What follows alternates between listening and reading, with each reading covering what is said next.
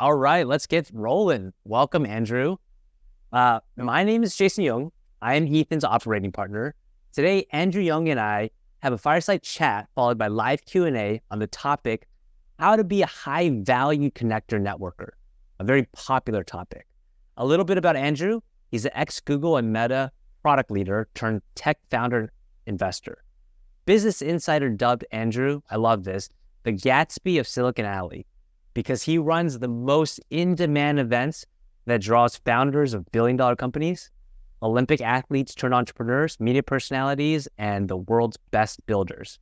So let's just jump right into this topic, Andrew, because people are interested.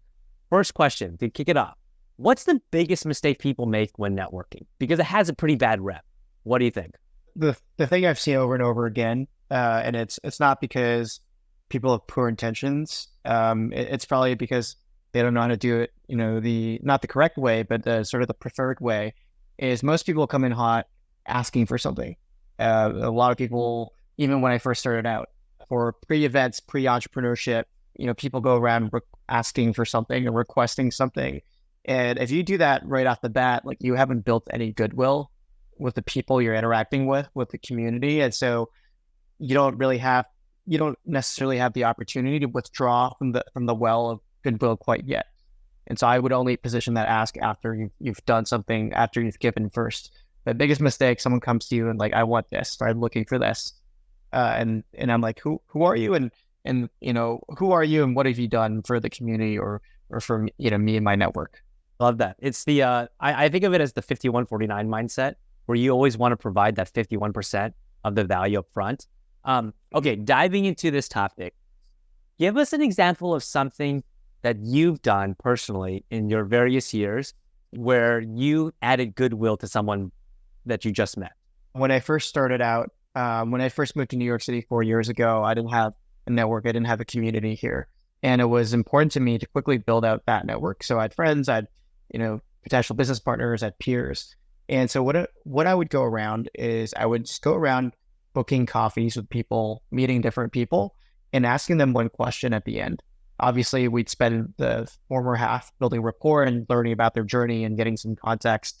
But I would always end with a question of how can I help? And sometimes I wouldn't directly ask, but it's like, what are you working on?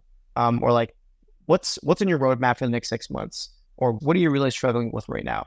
Then I would take that back, and through meeting other people or through research or through a bit of work that I would do after, that interaction, I would get back to them in a way that was valuable to them. So to get really specific, I talked to a lot of founders here who are looking for fundraising. So the easy way to do that is to connect them with an investor, and not just like a general investor, but a very specific type of investor.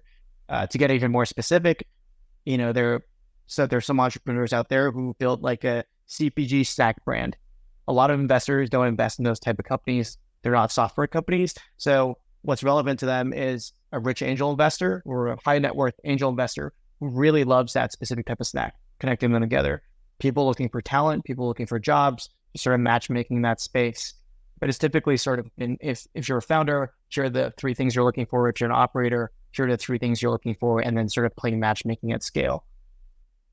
The point I love about that is you close the loop. I will tell you 99% of people never close the loop. I also make a ton of connections, and I always end it, let me know how it goes. I never hear back. So the fact that you close the loop makes you stand out immediately, and it's high value. These coffee connections, when you first landed in New York, how did you even get someone to say yes to coffee with you? Because some people don't even get that. You have to lean on, you have to play a card. You have to lean on something. And so for me at the time, it was 24 years old. I'm early in my career. I just moved here, and it's obvious that I'm a curious, fairly smart, I had a tech job, fairly smart individual who just wanted to get in the game and wanted to learn more about the game. That was the card I used, a young person. Now there's different cards you can use. You can be, you can play on I'm sort of genuinely looking to understand this space a little bit more, or I'm looking for your specific insight on this expertise area that I know you're the expert on. You just need to sort of find the thing and position your cold emails and your outreach in a way that reflects it. in sort of in a humble and considerate way. So there's like a whole, I mean, I could talk about it, but there's and you know this as well as I do, but there's like a way you should do cold outreach. If it's to someone you haven't met before. And if you just hit all those points, that just maximizes the probability that it'll convert into a meeting. You must get a ton of inbound now. What is the favorite cold outreach you like to get? What would you say yes to? What would I say yes to? If someone's done a lot of research, I think I'm maybe more specific on sort of what I'm looking for, but someone's done a lot of research and they're like, I've listened to your podcast, I've been to all your events starting in 2020, and I've been following your journey. I would just love one piece of advice on X. You know, I'm like more likely to respond to something like that. But if it's obvious that they've like done homework and like they're super engaged with what I'm doing. I agree. It's very hard to at least not give some sort of reply back when someone has shown that they've done their homework. You mentioned earlier, you always end with that one specific question.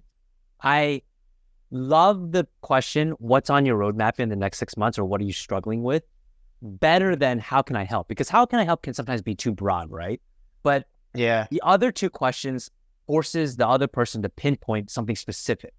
And then you can quickly determine if you can help with that person or not, or if you know someone who can help. So I love that takeaway. Let me ask you this. Is there someone who you had a coffee chat with, first time person that you've met, that completely mesmerized you because of how good their, I don't know, connection was to you or how much they knew about you? Anything that comes to mind, like a story? Is it someone like I reached out to or someone that reached out to me? It could be either. So when I was speaking on a panel about a year ago, I had this young guy, 23 years old, college grad, came up to me after and he says, been to a couple of your events. I love what you're doing. Here's who I am. And here's what I want to propose. And he offered to work for me for free for a period of 3 months. And he was like, I'll do all the operational work. I'll help you organize the events. I'll do anything you need. And like, I was still a little wary because even if it's, you know, free support, there's still like an onboarding process. You still have to give them access to stuff. There's still like things to think about. But over, you know, the next like 3 months, we did a trial, eventually onboarded him. It became my first hire at the company. I thought his approach was very clever. It's just he knew exactly what he wanted from the experience, and he knew he time boxed it. He's like, 3 months is all I need to, you know, to persuade Andrew that, you know, we could work well together. And today he's my chief of staff. He's been like instrumental to the business, and I think his network as a result of working with me has just like blown up as well. But it's very impressive when someone has complete conviction on what they need to do next, and when they have complete clarity on what the ask is, especially the more specific it is. I agree. The more clear your ask, the more likely you'll get a response. And I love that example you gave of that how your chief of staff right now, how he time boxed the ask. So you're thinking, okay, because you're right. Whenever someone gets an ask like that, they're thinking, oh, okay, I have to onboard you. Is it going to be 9 days? I still don't know who you are. I still don't trust you. What if it doesn't work out, right? Then I have to quote unquote fire you. No one wants to do that. That's a great approach. The other one I've heard, I think this came from Ramit Sethi and Tim Ferriss, is I've already done this for you. Here you go, is the sweetest word someone could hear, because then you could quickly tell if that person is up to your level of delivering results, etc. Right. But that's a great example of how to get a job with Andrew. Okay, no, I love that. I love that example. Let me ask you this, because this is pretty popular. When you're meeting someone for the first time, either at a networking event or a friend introduced you, etc., how do you instantly establish rapport with someone? A lot of people have trouble with this. Yeah, I'm actually not the best at that. People refer to the skill as like working the room. I'm not good at all working the room and being super charismatic and like talking to all these people and bringing people together and sort of being the center of attention, which is why I defer to, creating the room. Oftentimes I create the room and I'm not in the room, but I probably don't have the best answer to that. I think like a genuine compliment goes a long way. I think starting with a question goes a long way. There's an interesting video I saw a while back about how to start a speech. How do you start a speech in a compelling manner that gets the audience hooked, immediately? And you use the same tactics as you would to speak to a stranger in the street. You don't start by introducing yourself. You start by asking them a question, or by making a mutual connection through observation. For example, I noticed, like, if there's like something happening in the room, you sort of just make an observation about that, and that immediately just brings you closer together. So some of the things I normally do is a compliment, ask a question, or make an observation. I love the compliment and asking a question because it immediately brings down the "I don't know you, stranger" guardrails. Yeah, that's a good tip instead of just talking about yourself because the other person doesn't care. I love your point about not having to always be in the room, but you can instead create the room, especially for people who consider themselves introverts. But creating the room is super powerful because you can control. In theory, you already know everyone by the RPPs and the pens, etc. How how did you come up with that?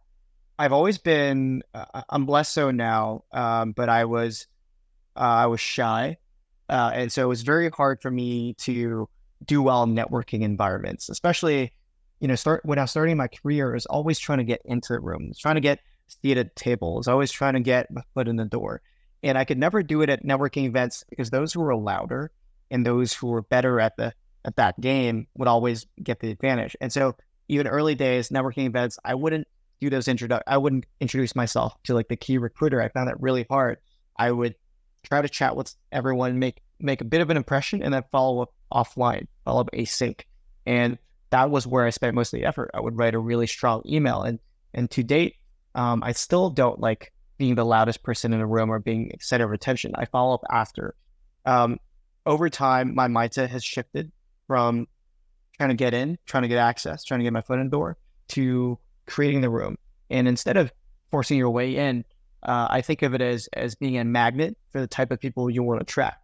And there's different ways of being in a magnet. There is the physical way of doing it, which is, hosting an event. There's through content.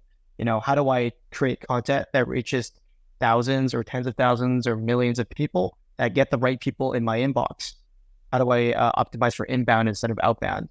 And so that sort of thinking came from like my inability to be, I wouldn't say confrontational is the word, but my inability to sort of persuade someone or to influence someone through a first interaction, and instead deferring to using all these other channels that are more suited to my personality.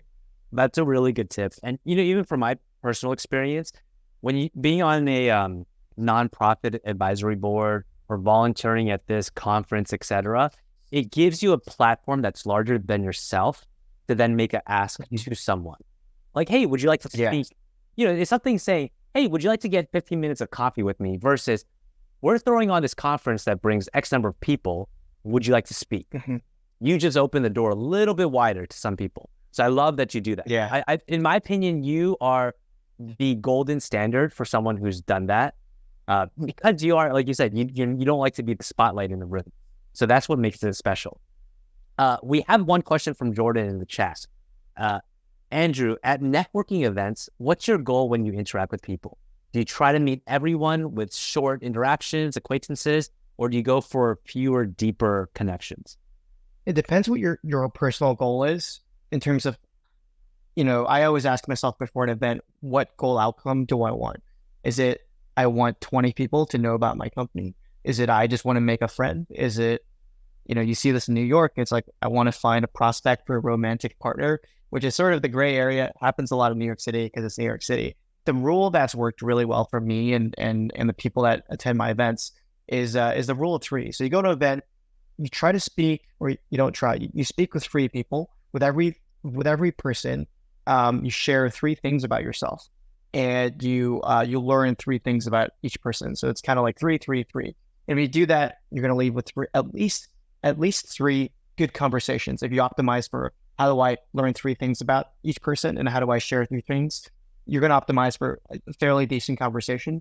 Chances are you're going to keep going. There's this idea of like building social momentum where if you stay at home for 3 weeks straight and you go to a networking event, you're actually not going to really know how to react and it's going to be overstimulating. And so you need the warm up of 3 conversations. But most likely after 3, you're going to keep going. You're going to feel great. Dopamine's flowing.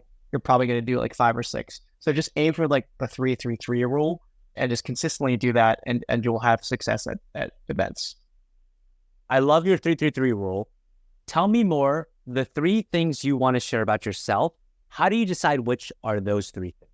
So it sort of just depends on what's important to me at that moment. And moment meaning probably a period of like 6 months. For example, for me right now, I really love, this is kind of random, but I love going like to the spa and cold plunge. What's on my mind is not actually how do I work harder and how do I scale and how do I build bigger. It's like, how do I invest more time in like relaxing and having fun? And so that's going to be a big thing. And I know just by saying that, I'm going to meet like-minded people who are also investing in relaxation and like R&R. The second thing is probably, this is so specific to me, I'll use a more general example. Let's say I'm looking for a job. That's probably something you want to share. It's like, I'm in the market for X position. So, to sort of simplify, it's just like, what are the 3 important things to you right now that you need people to know for you to form a deeper connection with them or a more productive connection with them? We got another question in the chat from Elizabeth.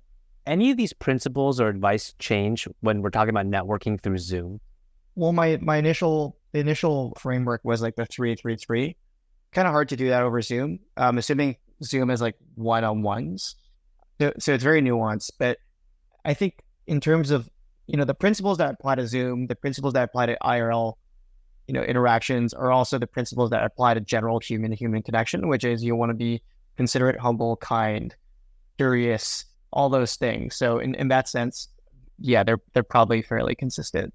That's what I was thinking too. I was thinking if there's a unique Zoom or online hack, but I think with something like this, there's no real hack. It's keep it simple, keep it valuable. My trick for Zoom is actually like, I take like 80% of my meetings off video.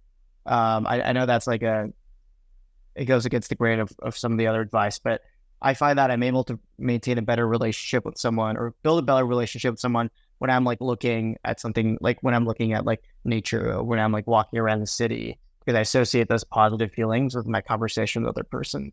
But it also depends. Like if I'd say most people are sort of like, I don't love video calls. Some people really do. So for those people, maybe the Zoom thing works, but for most people, it's like too much video call overload.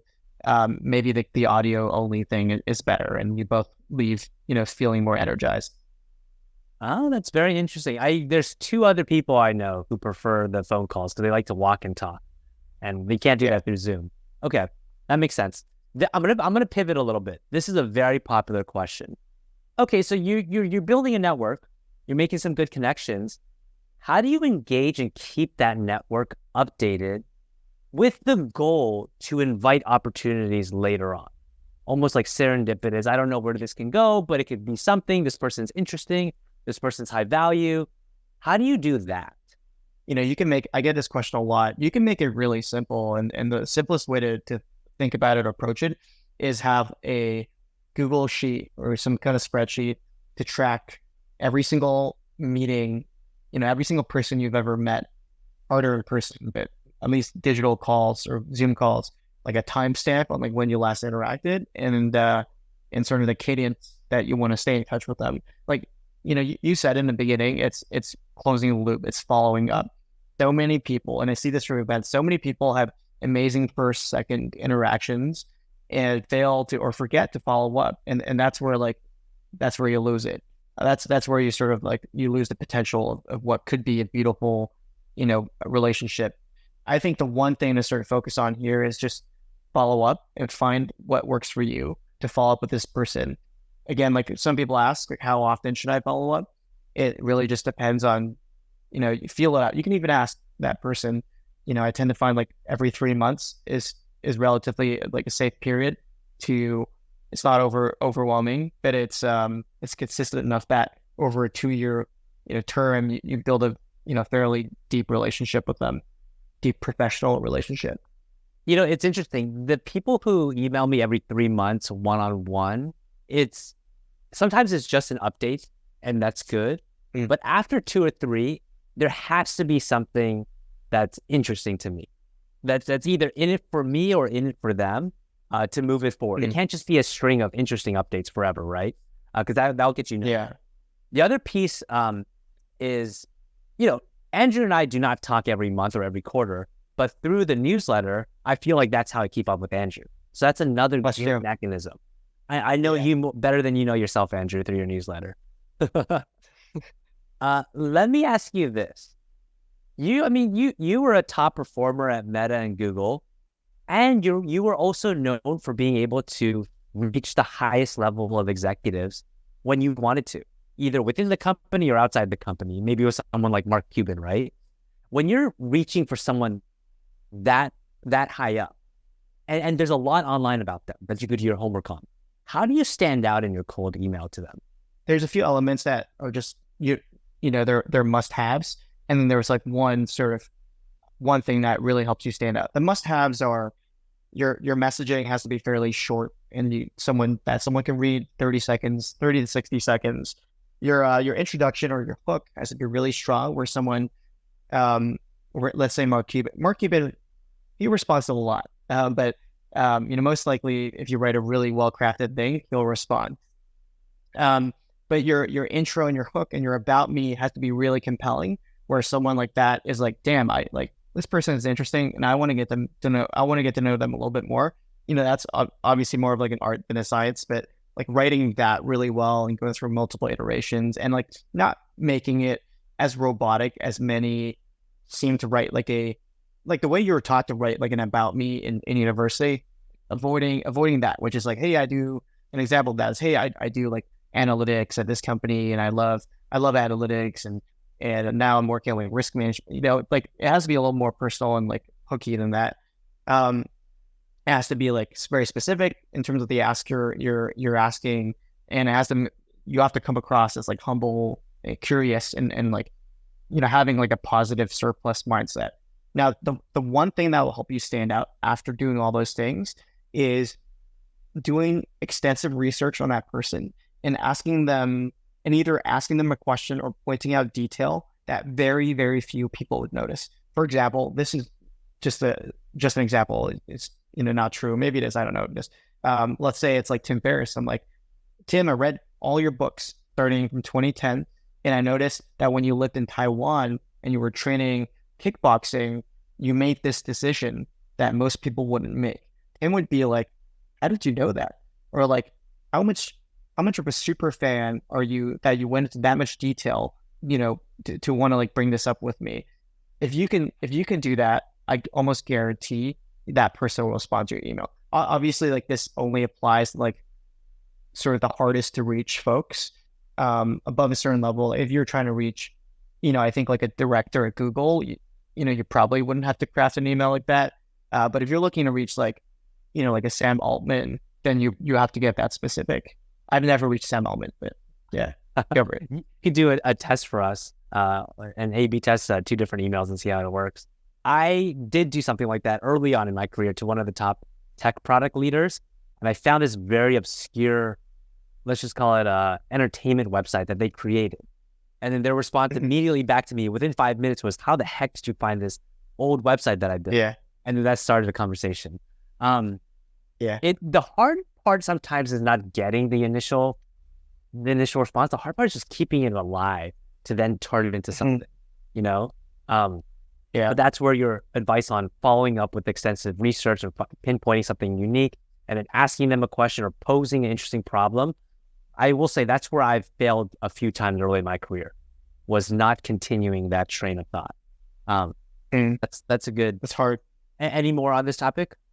Well, to your point, like continuing the thread, I normally think of it as, my mindset whenever someone like falls off my network or like deletes me from their contact list or like unsubscribes or someone like that, where it's like if they fall off the train, I don't know if that's the right terminology, is that is just like product market fit, doing its job. It's like they weren't meant to be in my network. I wasn't meant to be in theirs. Whatever happened was, I guess that's a fancier word of saying it was meant to be.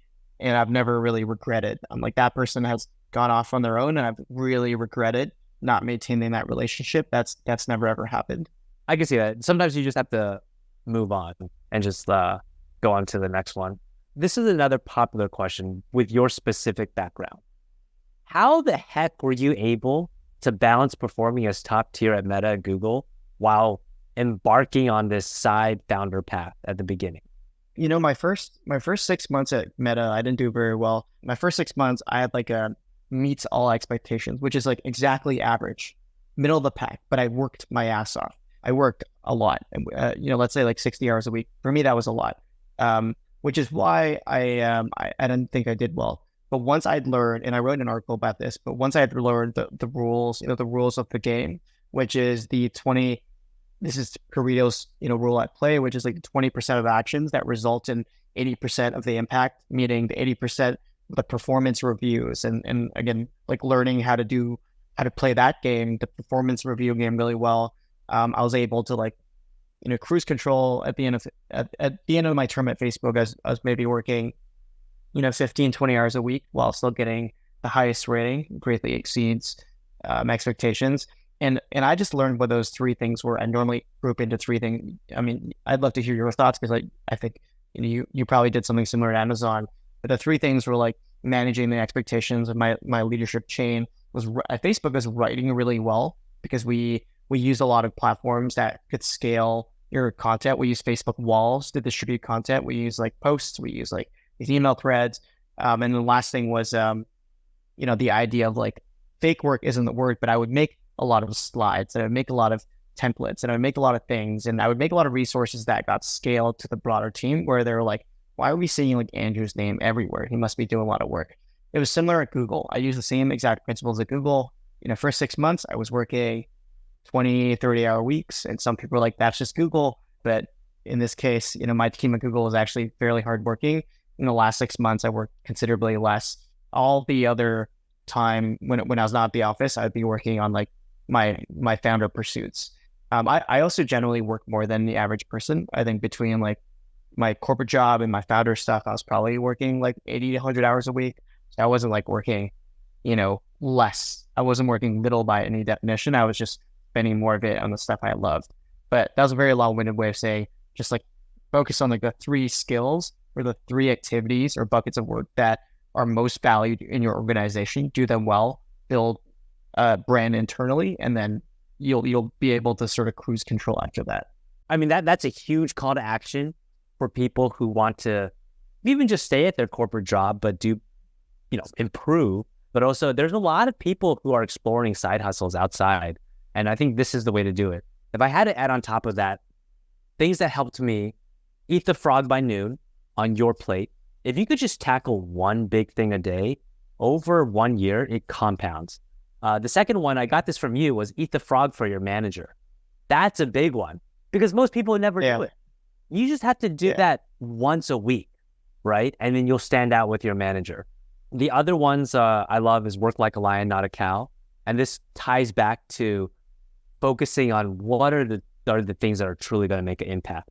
And for me, it was saying no a lot as well. And then the other one is the internal reputation. I also spoke about this with Irina Staniscu. She runs the Caring Techie newsletter. In that example, we use the power of an internal newsletter. It's something that you fully control. You control who it goes to. You control the message. You control who you call out and spotlight. It's a great way to build your brand internally. And like you said, Ethan also says this advice too. Most people think I'm going to send one huge quarterly product announcement to 1,000 people, whatever, a lot. But what works better are small, high frequency announcements. Because like you just said, you want your name to appear everywhere. That is high value, not annoying. So if you could do that, that will multiply your efforts. It's like, everyone does a lot of work, but then can you step back and say, how do I 10x the work I already did, right? We did a lot in this point. So I like that's a good point. I like that, your advice there. We kind of touched upon this, but let me know if you have other thoughts. This is popular. Everyone says network. I hate it because it's so transactional, and clearly people want to network because they do want something. Like, I want to get a job. Is there other ways where you could soften that blow, navigate around that? Anything else that we haven't discussed? Charlie O'Donnell wrote a really good piece on like I think it was like phrased, networking is transactional. And I've come to realize if there's no transaction to be made, then you probably shouldn't meet that person. It's all like a trade. And the trades they don't have to be, transactions they can be transactions of energy. This person is just, I love having them in a room. They're an awesome person. And in return, I can possibly help them do X. I realize every interaction is some sort of transaction.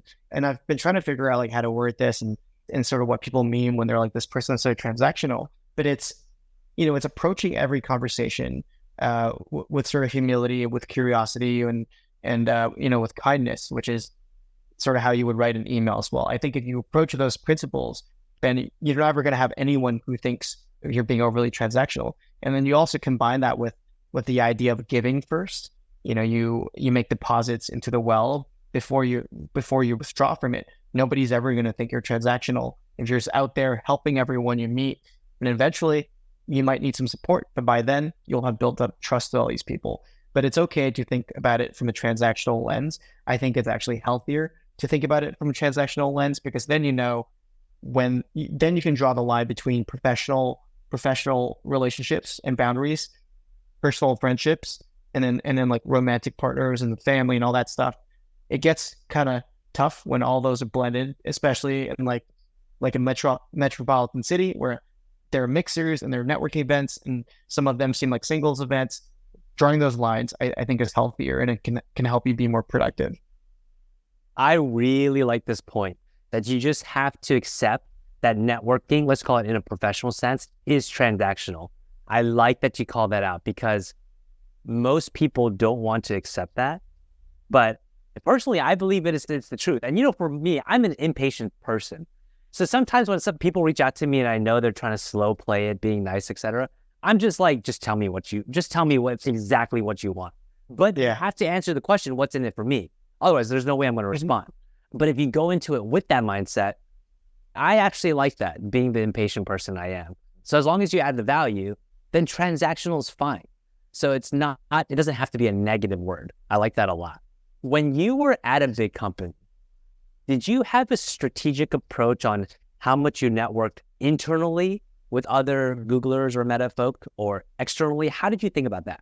I would always over-index on networking, whether it's internal or external, because I think, and to get a little deeper, it comes from like paranoia, right? It comes from internal networking, overly networking comes from the paranoia that you're not going to get promoted, or that you're going to lose your job. And so what you want to do is you want to protect your relationships and protect your relationships by making them stronger. And you make them stronger by providing more value to the people internally. Same for externally. It's like, if I ever lose my job, for me, I was on a visa. I'm like, if I ever lose my job, I got 90 days to find a new job. But what am I going to do? I'm going to protect that externally, internally. Tactically, I had a rule. This feels a little different, but I was like, every single week, I'm going to meet one new person in an organization. And this mostly came from my excitement of joining Facebook. The first ever tech company I worked at in New York City. And I was like, there's so many incredible operators in this in this company. I'm going to try to meet one every week. And I did that over the span of 2 years, and met 30 or so people, on top of the people I was meeting in the business as usual days. So that's a helpful framework. I guess it sort of depends on where you are and what priorities you have. If someone's job seeking, my advice is 5 new people every week, at least 5 new conversations every week. If someone is in a job and they're already having fun, they're already making money from their job and they're looking to slowly accelerate their career, maybe it's 1 new person every week. So it sort of depends on what your goals are. When you work at a big company, how do you decide who to pinpoint and reach out to? Who's that lucky one person a week who's going to meet Andrew? It was whoever was interesting. I thought about my goals. One of my goals at the time when I was working at Facebook was eventually I want to explore product. So I reached a lot of product people. Another one was I want to build up my LinkedIn following, my personal brand. So I reached out to people with big personal brands. And so it was always I always think backwards of what are my goal outcomes? What are the goal outcomes I want from this? And how do I ladder up my actions up to it? One consistent theme with you, Andrew, is you always have a very specific end goal in mind, and then you work backwards from it. I think that's a very strong takeaway for everyone, because sometimes you could just tell that people are just throwing things to the wall. They'll write like a 2-paragraph thing. I need help. Here it is. Here's everything about me. But those usually get crickets. So I like your approach. Here's the question. Because of your background with Meta and Google, people are curious. Did you notice, were there different soft skills you needed to be successful at those companies? Or was it all the same? Google and Facebook were extremely political, just based off like how their performance evaluation worked. To get a good rating, you had to get, at Facebook, it was like 6 or 7 people to vouch for you. And so what it meant was like, you had to be really good at making friends. So much that sometimes that was even more important than your ability to get the work done. If you were like average at getting the work done, but incredible at making friends. And when I say making friends, I mean like networking, you're most likely going to have a better than average performance rating, because that's where that's how the ratings, worked. And so most of the people I met at Facebook were incredibly charismatic, really good at selling their story, talking about themselves, really good at building a relationship, really good at making friends. Similar case at Google. Out of all, I mean, I haven't worked at that many companies, but now I spend most of my time with entrepreneurs and founders who are mostly working with themselves or with their small teams. The difference in their ability to communicate, build relationships, build rapport, influence, it's night and day between that and like the Googlers and the Meta folks. How did you even find that insight that you needed X number of people to get a good performance review? How did you even find that? It was really my first performance rating. I was like, I would always ask my manager every month. I was like, how do I get an exceeds? What does an exceeds mean to you? And my manager probably hated that. She was like, just enjoy your job. Just enjoy it. I was like, no, I want an exceeds. So I quickly found out that she was like, I need 6 of the peers you're working with to write something about you and to give you a rating. And like the 2 would be teammates, 2 would be cross-functional peers, 2 would be like leaders that sponsored your work stream. She would then take that packet, bring it to a committee of some sort, and fight for your rating. So you basically just needed like 6 really strong like reference letters, pieces of evidence to give you a good rating. So I just optimized for that. I had calls every week with people that I knew by the end of the 6 months, they're going to write my rating, or I planned for it. And so I had weekly calls for 6 months just to build relationships with them, not even to do work, just to chat. That's when I quickly realized like that was the name of the game, just building relationships. Smart. You found the currency of the company that they prefer, yeah, and you worked it, which is Ethan had a chat with an EVP friend at a big company, and he said the exact same thing. Every company has a different currency. Figure it out. If you have a question for Andrew, raise your virtual Zoom hand, and then we will call on you. Before I do, Rebecca, you'll be first. Andrew, I have to say, some might see it as pestering, but I think it's super effective that you emailed your manager every month saying, what do I get to be exceeds? If you combine that with eat the frog for your manager, sooner or later, you're going to get the answer, most likely, right? So I think that was super smart, because most people never even make that ask, or they give up after a few rounds.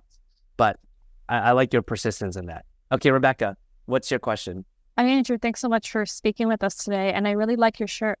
So as being the Gatsby of Silicon Valley, and probably in general, are there any people that have been at your networks that you've been working with? Maybe can I give us names, or maybe you can, but anyone that's like not on our radar, like they're not yet Elon Musk or Sam Altman, but they soon will be, like, the Gen Z Elon Musk, so to speak. Through this talk, you've heard me say, I always look for the goal outcome. So I would like, before I answer, I'm curious to hear, like, what is the outcome for you? Are you looking to write a check in their companies, or looking to follow along to see what you can learn? How are you thinking about it? Great question. I had to consider that. Probably just to follow along. Maybe in the long term, go like, hey, maybe I do want to work at their company if I like their mission, how they're doing it, but more like follow along. It's very, on like the tech venture backed side, it's very noisy. It's very hard to see, because a lot of these companies are not necessarily revenue generating, or if they are, they're still fairly early. Jason knows these folks as well. On the sort of the traditional business side, non-tech business side, Greg Eisenberg has found a way to build, multiple companies at the same time and get them to, 8 figures in cash flow. Greg Eisenberg, Eric Torenberg, Sam Parr, there's a couple other names in there, Sean Curry. These are all people, Jason and I talked about, like, who would we invest in if we had And if we could, well, I would 100% invest in, and I know we're going to do incredible things. I would say plus one to that list. And then actually, this is also a great segue because I don't see any hand raised yet. So I'm going to keep it going. When I first met Andrew, he started with a newsletter and then he grew a community, and then that community got bigger. His newsletter started to explode. And then he started throwing all these really in-demand events with super fascinating people. And then you did an event with Anthony Pompliano, right? And now you just announced the OOO Summit for operators, owners, and outliers. Can you tell us more about it? Because all these people that Andrew just mentioned, most of them were speaking at his event that he's co-launching. So it's another way that Andrew is able to get his foot in the door and then be partners with these people, right? Which is not at the same level. So tell us more about that, the summit. Yeah. Thanks for bringing it up. It's a project I'm really excited about. So the backstory is one of the reasons I left Google was I didn't want to have my visa tied to a company. I eventually wanted to live in America on my own terms, wanted to get my own green card, that sort of thing. And I felt like I had something there. I had a newsletter, I had an events platform, but I didn't really quite know how to build a business. So over the next 6 months, I figured it out, found all these resources, found all these amazing, experts in the entrepreneurship world that were not scammy course sellers. There's a lot of scammy course sellers out there who were like, they sell like crypto projects and all these things, and it's super noisy. And so I found the right people who've now taught me how to build a business for myself, where I'm now, earning more than I did at Google, which is insane to me because there's a point where I couldn't even make $1,000. And so I partnered with some of these guys who've built and sold businesses for 7, 8, 9 figures, to bring them to New York and for them to speak for a full day, where we'll have 8 to 9 sessions throughout the day on how to build your audience, how to network, how to build a personal brand, how to do it as an immigrant, how to scale your company if you already have a company, how to get out of your 9 to 5, or in parallel to your 9 to 5, build something that can generate a bit of income on the side. And it's on August 17th. There's these sessions, there's networking. I can send out the link after a bit. These are honestly some of my role models that I've figured out how to get on stage with me and share their knowledge with the world. And they're very niche. They're very sort of niche business builders, but they're excellent at what they do. And I think more people should know about them. Andrew, what is one key to running an amazing event? It's all about the people in the room and how you facilitate interactions between them. Not considering extremes. If you have just like a classroom or like a regular event venue, someone's apartment, it doesn't matter. You don't need a rooftop bar. You don't need an amazing ballroom. All you need is the right people in the room, a reason for them to be there, and a way to get them comfortable and mingling with each other. That's really all you need for any event. If you want to throw an intimate event where people really get to know each other, let's say a dinner, is there a magic number? I've heard it's 8, but I've pushed it. I've pushed it to 30. Yeah, it depends how you facilitate it. My dinners are typically 12 to 16 people. At the beginning of the dinner, I give a small speech. I get every single person in the room to introduce themselves. Every person takes about 45 seconds. They say who they are. They say how they can help someone else, if it's specific knowledge or connection. And then they have an ask, like, here's what I'm looking for. Maybe not the threat, but here's what I'm struggling with, and perhaps you can help me. Every single person goes. 1 hour into the dinner, it's a 4-course dinner. 1 hour into the dinner, I rotate people, like very specifically 2 seats to the left. So everyone around them is different. And then the next hour, I rotate them again. It's a 3-hour dinner. If a person is seated in that spot by the end of the dinner, they would have met 80% of the room, at least 80% of the room, not counting for the beginning, which is like a cocktail reception. I forgot what the question was, but hopefully that answers it. That's the magic of a good event. Now we're on the point where we're just kind of having a casual conversation, which is some of my favorites. Because we have Andrew's time, and I want to pick it. Andrew, looking back at your time at the big companies, because most of our readers are working at big companies, anything you would have done differently? There's a point where I was so keen to leave Google, and I was just waiting for the visa to work out, and I had customers ready to pay me, but I couldn't because I didn't have the visa to do the job. I was just so done, with working there that I didn't even take advantage of the fact that I worked there, and I still had a Google email address, and I still have access to the internal network. I mean, this is a very specific case, but if you know you're about to leave and you have 12 months, you have 6 months, I would try to meet as many interesting people internally in the company and set up, potential customers. Like there was a world where maybe Google could have been a customer and sponsored some of my events, or Google Cloud. I still knock myself on the head for not setting those up. Friendships, business relationships, all those, mentors, all those. Wish I'd taken more advantage of the fact that I was at a company with 180,000 extraordinary operators. That's probably my biggest regret. I agree. I would plus one to that. When you're at a big company, there's a lot of resources, and most times you take it for granted because you're so focused on your own team or your own goals, etc.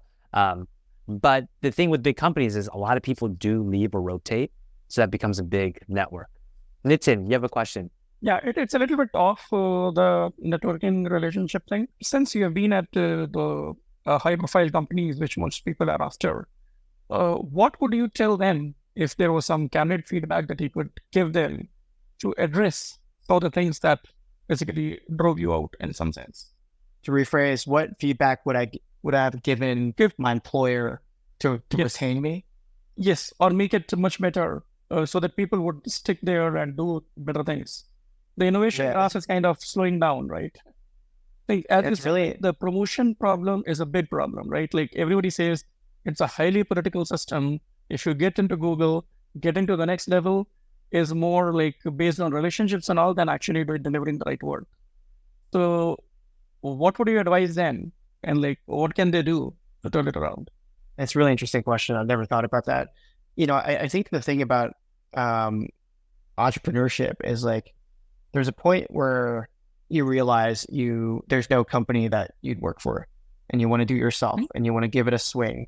And I'm in my late 20s, and it's just something I wanted to try.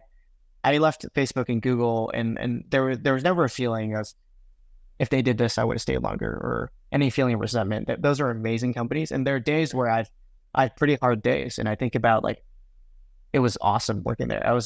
I think I was a lot, actually. There are times where I was happier when I was working that job, but I wasn't as fulfilled. And so it's trade-offs between entrepreneurship, startups, big company, corporate jobs. They're all just different trade-offs. You're working, you have better balance, and you're making big W-2 salary, but you're feeling less fulfilled versus you build your own thing. You might not be making any money. You're incredibly fulfilled, incredibly stressed. It's just kind of the trade-off you get. I think Google did everything right. And I think it's honestly not my political answer, but I think it's an amazing company to work for. And I still think about it sometimes. I will say, adding to Andrew, it was less of a push and more of a pull for Andrew going to become an entrepreneur. He had that founder spirit. And the thing with Andrew too, I'll say this. Jeff Bezos said, you would be lucky if you enjoyed 50% of your job, because there's no world where you can enjoy 100%. Even him, there's some days where he has to do things that he doesn't want to do, right? There are some tasks that de-energize you. So that's part of the job. So shooting for 100% is very hard.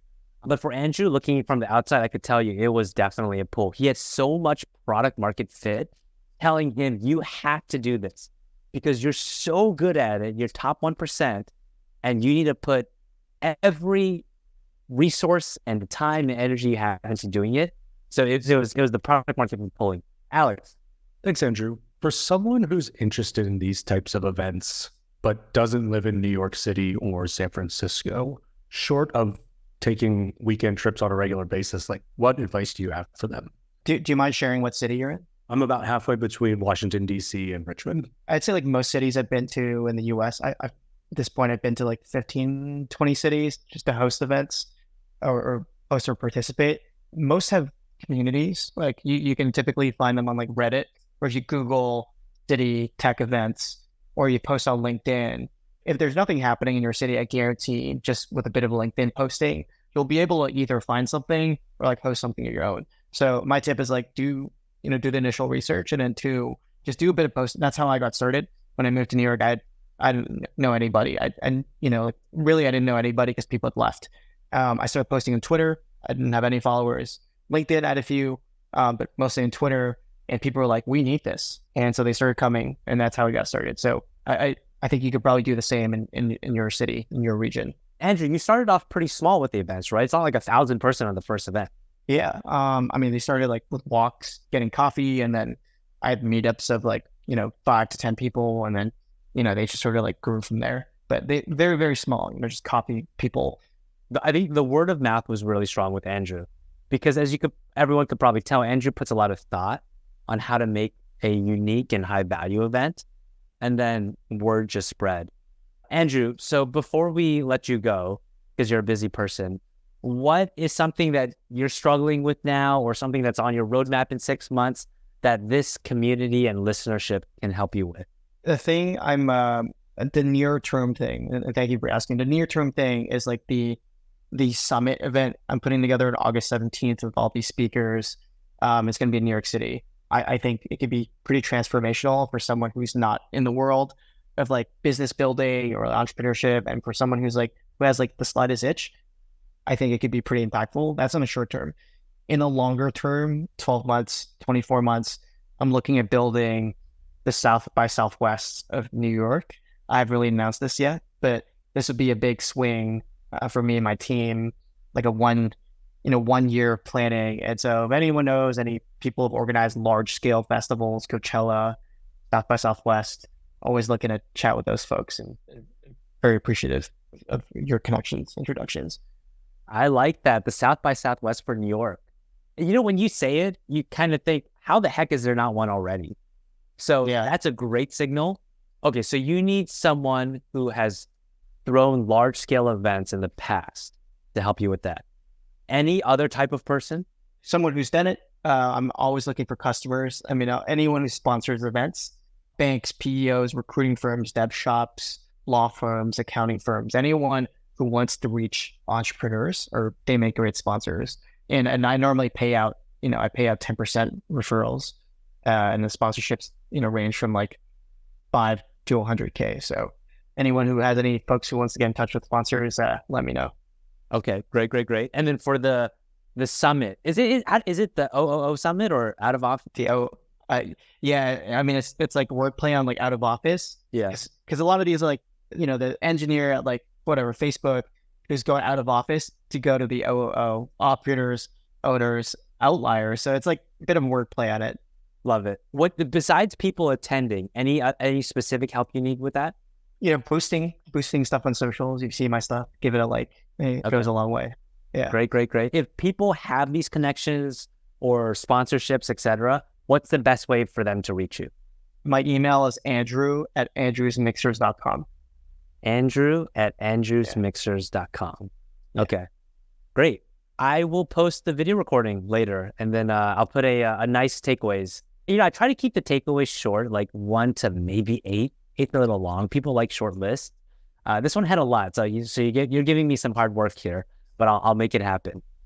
Great chatting with you, Andrew. Yeah, good catching up. Thanks for having me, and thanks to everyone for being so engaged. Awesome. Yeah. All right, say Andrew, we'll catch up soon, okay? Yeah, sounds good. Take care, guys. Bye.